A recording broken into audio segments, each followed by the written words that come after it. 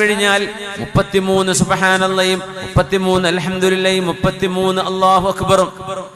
ഇതിന് വലിയ പ്രതിഫലമാണ്. ഇനി അത് സാധ്യമല്ല, മിനിമം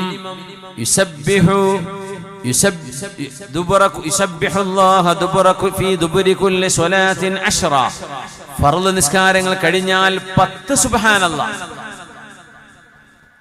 10 എണ്ണം സുബ്ഹാനല്ലാഹ് സുബ്ഹാനല്ലാഹ് സുബ്ഹാനല്ലാഹ്, 10 സുബ്ഹാനല്ലാഹ്, 10 അൽഹംദുലില്ലാഹും 10 അല്ലാഹു അക്ബറും. ഓരോ 3 5 10 150 ആവും. അപ്പൊ തങ്ങൾ പറഞ്ഞു ഫദാലിക 50 വ100 ബിൽ ലിസാൻ, നാവ് കൊണ്ട് 150 ദിക്ർ നിങ്ങൾ ചൊല്ലും.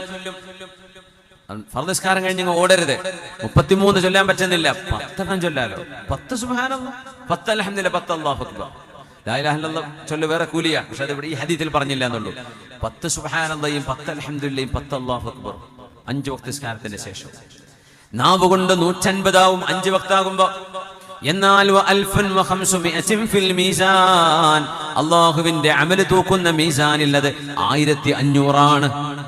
നാവിൽ 150, അല്ലാഹു ഒരു 0, അള്ളാന്റെ വക 10 ഇരട്ടിയാണ് ഓരോ നന്മയും. അതുകൊണ്ട് അത് 1500 ആണ്.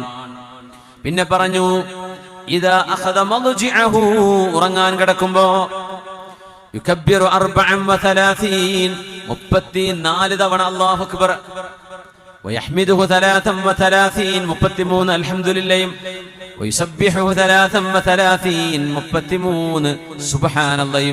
ഉറങ്ങുമ്പോ അവസാനം ചൊല്ലുന്ന ദിക്ർ ഇതാവണമെന്നാണ്. ഉറങ്ങുമ്പോ സുബ്ഹാനല്ലാഹി 33, അൽഹംദുലില്ലാഹി 33, അല്ലാഹു അക്ബർ 34.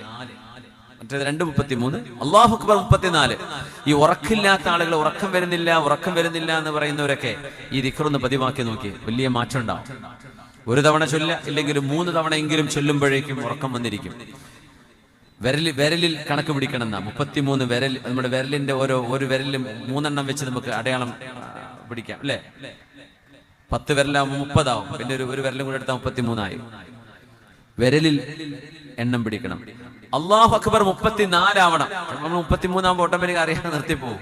അങ്ങനെയാണെങ്കിൽ തലക്കെന്ന് വീണ്ടും ചൊല്ലണം. കാരണം ഇത് താക്കോല് പോലെയാണ് ഈ എണ്ണം. ഡോറിന്റെ താക്കോലിനെ കുറിച്ച് പല്ലുണ്ടാവുമല്ലോ, ഒരു പല്ല് ഏറെ കടന്നോട്ടെ എന്ന് വെച്ചാൽ ഡോർ തുറയോ? അതാ എണ്ണപ്പെട്ട പല്ലിനെ വെച്ചുള്ളൂ. അത് പല്ലിന്റെ എണ്ണം കൂടിയ ഡോർ തുറയില്ല എന്നതുപോലെ ഇതൊക്കെ മിഫ്താഹുകളാണ്, അള്ളാഹുവിന്റെ റഹ്മത്തിന്റെ മിഫ്താഹുകളാണ്. കണക്ക് പറഞ്ഞാൽ ആ കണക്ക് കൃത്യമായിരിക്കണം.